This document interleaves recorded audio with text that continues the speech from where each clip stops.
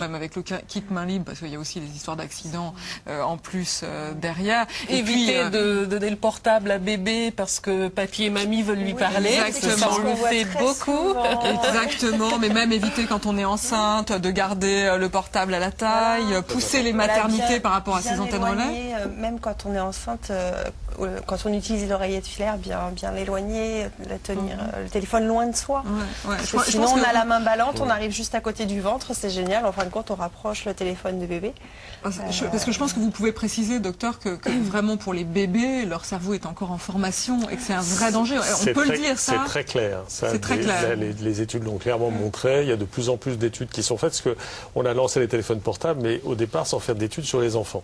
Bon, donc aujourd'hui on se rattrape, on fait énormément d'études sur les plus jeunes, et donc ça c'est clair, c'est formel, il faut éviter l'utilisation du portable avant l'âge de 12 ans, je dirais même pour certains c'est jusqu'à l'âge de 14 ans, et véritablement les protéger, sachant que ensuite, plus vous allez utiliser votre téléphone portable, il y a toujours l'effet utilisation et le temps.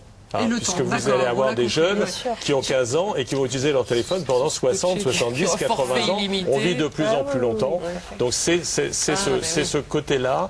Et c'est vrai que c'est leur nouveau doudou aussi et que le soir, ils y passent du temps. Donc pensez aussi, si vous êtes citoyen, vous allez voter, il y a peut-être une maternité qui va se construire, une crèche. C'est vrai que les associations sont là pour nous rappeler que si on peut éloigner nos enfants de ces lieux où il y a des antennes, c'est vraiment en tout cas à défendre. On ne revient pas, on a bien vu avec vous André le changement de qualité de vie qui est imposé, la notion d'isolement social, peut-être même professionnel, enfin ça doit être, tout ça est quand même extrêmement lourd, donc préserver nos enfants, ce qui ne veut pas dire non plus revenir à l'âge de pierre, on l'a bien compris, c'est le positionnement des associations. Je voudrais dire aussi quand même qu'on a vu là des objets qui sont apportés par des associations, il y a des études qui sont menées, attention quand même aux charlatans tout genre qui vous proposent un maximum de gadgets, il y a des marchés à prendre sur l'eau salée qui vous empêcherait de... Ou alors des petites pastilles miracles dont on ne sait rien, où il n'y a pas vraiment d'études scientifiques.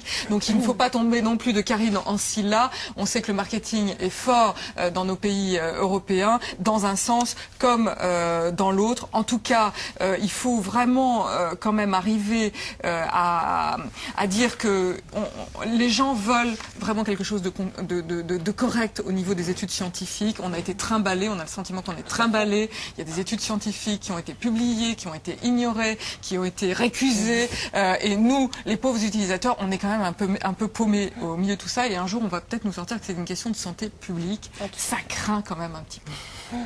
On regarde les livres maintenant sur le sujet.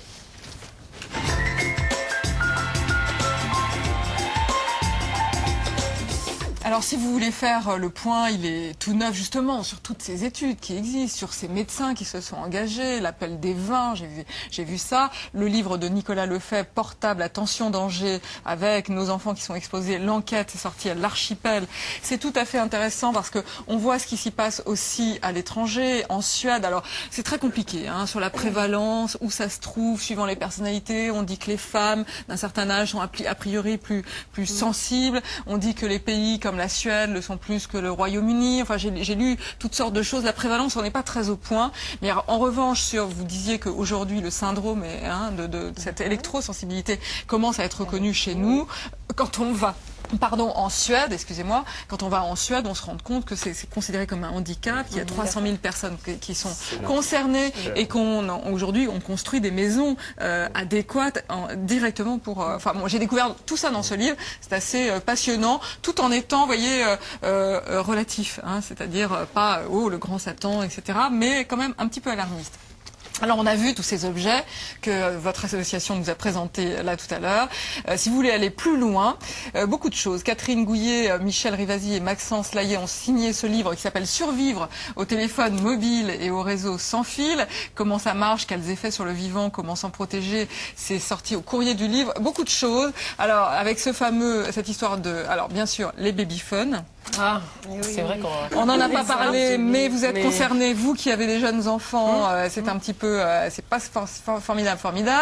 L'histoire des DAS, traduisez les DAS, des guides d'absorption spécifiques. Normalement, quand vous achetez un téléphone portable, il est marqué sur la petite fiche explicative que vous voyez chez l'opérateur. Oui. Il est en tout petit, vous voyez. Alors si vous posez la question, mais posez systématiquement la question quand vous allez acheter le téléphone. Les vendeurs commencent à être de plus en plus informés. Ça veut dire quoi ça concrètement, ce DAS? Il doit être inférieur. Voilà, il doit être le plus bas possible. D'accord. Voilà. Si possible, inférieur à 0,5. Voilà, exactement. Et ça concerne les effets thermiques uniquement. Voilà, c'est les effets uniquement thermiques. Mais vous savez, déjà une première chose. Et vous sentez tout à fait, quand votre téléphone, vous avez un téléphone qui est fort, là vous le mettez à l'oreille, mettons 10 minutes, vous chauffez. Alors je vous parle même pas quand vous êtes dans le train et dans le métro. C'est terrible. Une des conséquences du Grenelle des antennes relais, c'est justement un arrêté qui va sortir très prochainement pour amener à ce que le DAS soit beaucoup plus visible chez tous les vendeurs et tous les opérateurs de téléphonie mobile. Notamment en direction de nos ados, bien sûr, qui eux ne se préoccupent absolument pas de ça en général. Voilà. Et puis la grande hypocrisie, elle est aussi dénoncée dans « Et si la téléphonie mobile devenait un